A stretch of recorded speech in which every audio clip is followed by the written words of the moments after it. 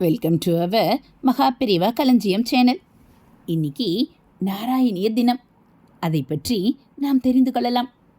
நாராயண பட்டத்ரி ஸ்ரீ நாராயணியத்தை நிறைவு செய்த கார்த்திகை மாதம் 28ஆம் நாள் நாராயணிய தினமாக கொண்டாடப்படுகிறது.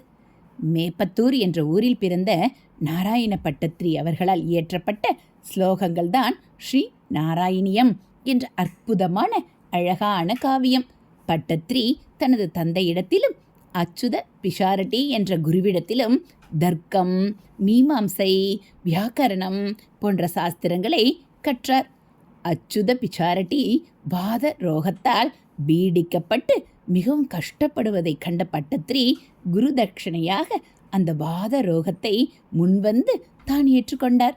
உடனே வாத ரோகம் பட்டத்ரியை பீடித்து அதனால் மிகவும் அவதிப்பட்டார். பல சிகிச்சைகள் செய்தும் பலனில்லை. துஞ்சத் தெழுத்தச்சன் என்பவர் கவிஞர், பக்தர், ஜோசியர். அவர் பட்டத்ரியை குருவாயூருக்கு சென்று நாவிலே மச்சம் தொட்டு உண் என்று பணித்தார். அறிவற்றவர்களாய் இருந்தால் மீனை உண்ணச் சொல்கிறார் என்று நினைத்திருப்பார்கள். ஆனால் பட்டத்ரிக்கு மச்சாவதாரம் தொடங்கி பகவானை வர்ணிக்கச் சொல்கிறார் என்று புரிந்தது. உடனேயே குருவாயூர் சென்று அங்குள்ள புண்ணிய தீர்த்தத்தில் ஸ்நானம் செய்து சந்நிதியிலேயே அமர்ந்து அவன் பெருமையை காவியமாக எழுத ஆரம்பித்தார். அந்த காவியமே ஸ்ரீ நாராயணியம் என்று அழைக்கப்பட்டது. மொத்தம் 1034 ஸ்லோகங்கள் உள்ளன. 100 தசகங்கள் கொண்டது. ஒவ்வொரு தசகத்திலும் 10 ஸ்லோகங்கள் உள்ளன. சில தசகங்களில் 10 ஸ்லோகங்களுக்கு மேல் உள்ளன. ஒவ்வொரு ஸ்லோகம் எழுதி முடித்ததும், ஹே குருவாயூரப்பா, இவ்வாறு நடந்தது உண்மையா என்று கேட்பாராம்.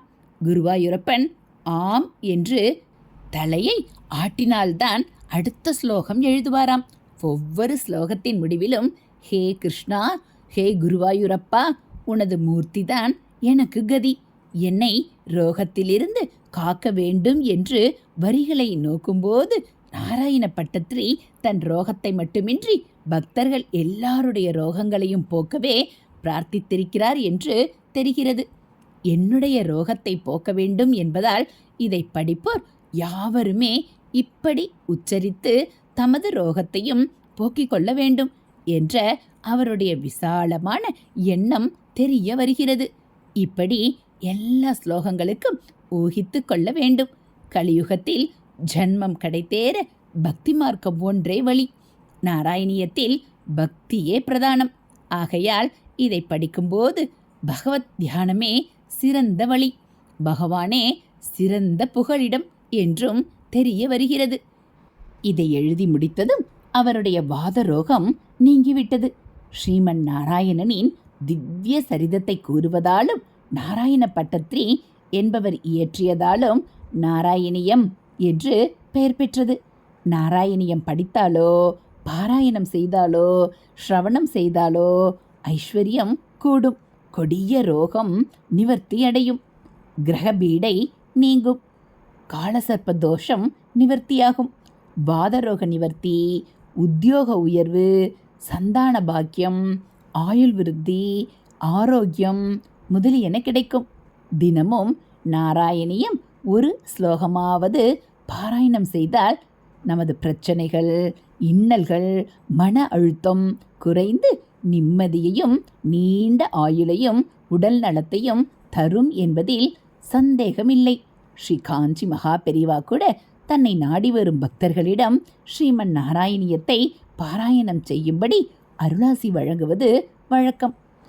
இந்த நாராயணியம் ஸ்லோகத்தின் கடைசி வரியில் பாராயண பலனாக நமக்கு உடல் நலத்தையும் நிலையான மகிழ்ச்சியையும் அளிக்கட்டும் என ஸ்ரீ குருவாயூரப்பனை நேரில் கண்ட பரவசத்தில் பட்டத்ரி அறுதியிட்டு முடித்துள்ளார்.